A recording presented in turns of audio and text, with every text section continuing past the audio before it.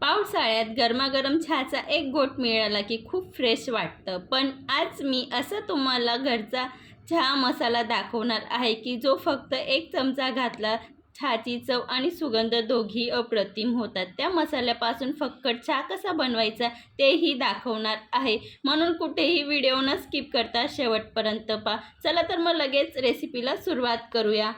सर्वप्रथम इथं मी gas on करून एक कढई ठेवलेली आहे. कढई नॉर्मल गरम झाली की त्याच्यामध्ये पोहे खायच्या 2 चमचे इथं मी मिरी घेतलेली आहे. 2 चमचा इथं मी लवंग घेते. 2 चमचा इथं हिरवी वेलची घेते आणि एक जायफळ घेते. जायफळला बारीक कुटून घ्यायचं आहे. भरपूर लोकांच्या शरीरामध्ये साखरेचं प्रमाण जास्त असतं पण तरीही ते चहा पितात. तर हिरवी वेलचीने आणि जायफळने जे शरीरामधलं साखरेचं प्रमाण कमी करतं आणि चहा अधिकच सुगंधी आणि टेस्टी होतं. त्यासाठी आवर्जून वापरा. शरीरासाठी वेलची आणि जायफळ खूप फायदेशीर आहे म्हणून आवर्जून घालायचं आहे चायमध्ये. आणि इथं मी जवळपास 3 इंचाचे 2 मोठे मोठे तुकडं दालचिनी ॲड करते. दालचिनीचे बारीक तुकडे करून घ्यायचे. ही लवकर भाजली जाईल आणि मिक्सरमध्ये फिरवायला पण खूप इझी फिरेल. त्यासाठी मी छोटे छोटे तुकडे करून घेतलेले आहेत. बघू शकता त्या पद्धतीने. आणि सर्वात महत्त्वाचा हा मसाला तुम्ही अगदी 6 महिने स्टोअर करू शकतात. आणि या मसाल्यापासून तुम्ही चहा बनवली ती अगदी तुम्हाला कुठंही भेटणार नाही, एवढी चविष्ट होते. इथं मी दोघं दालचिनीचे बारीक तुकडे करून घेतलेले आहेत. बघू शकता त्या पद्धतीने. आता आपल्याला सर्व साहित्य अगदी मंद फ्लेमला 3 ते 4 मिनटं भाजून घ्यायचं आहे.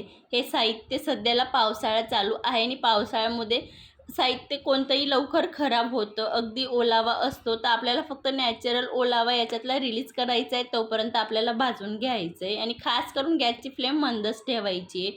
बघू शकता त्या पद्धतीने छान भाजलं की 6 महिने आरामात टिकतो. आणि मैत्रिणींनो, एकदा हा मसाला नक्की बनवा. मार्केटपेक्षा खूप छान टेस्ट लागतो आणि अगदी घरच्या साहित्यात होतो आणि अगदी कमीत कमी खर्चामध्ये बनतो.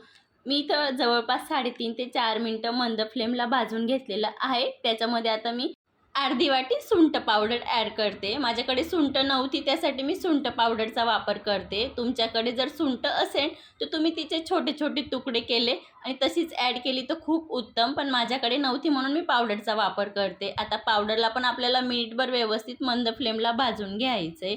बघू शकता त्या पद्धतीने. आपण सुरुवातीला साहित्य भाजून घेतलेलं आहे म्हणून पावडर भाजायला फारसा टाईम लागणार नाही. अगदी मिनिटभरमध्येच पावडर छान भाजली जाते आणि अगदी याचा भाजल्यानंतर स्मेल पण खूप छान येतो. मी तुम्हाला जवळून पण दाखवते की पावडरचा हलका कलर चेंज झालेला आहे. आता आपण गॅसची फ्लेम बंद करून गार करण्यासाठी ठेवून देऊया. हे सर्व साहित्य छान पद्धतीने गार झालेलं आहे. आता एका मिक्सरच्या भांड्यात काढून घ्यायचं आहे. आता आपल्याला मिक्सरला फाईन पावडर करून घ्यायची आहे. अगदी काही सेकंदात होते, जास्त टाईम वगैरे लागत नाही. बघू शकतात आपण वेलचीचे जसे साल वगैरे सोडले होते तरीही एकदम एकसारखा मसाला बनतो. बघू शकतात. तुमच्याकडे जर गुलाबाच्या पाकळ्या असतील तुम्ही या देखील ॲड करू शकतात. इथं आपला चहाचा मसाला बनून तयार झालेला आहे. आता आपण चहा बनवूया या मसाल्यापासून.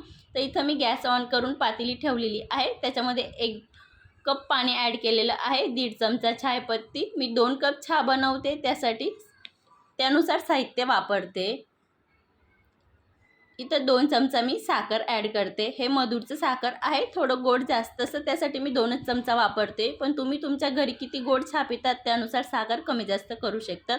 अगदी पाव चमचापेक्षा कमी आपण जो मसाला बनवला होता तो मसाला ॲड केलेला आहे. मी इथं 1 कप पाणी घेतलेलं आहे तर 2 कप दूध घेते. तुम्ही तुमच्या आवडीनुसार दूध कमी जास्त देखील करू शकतात.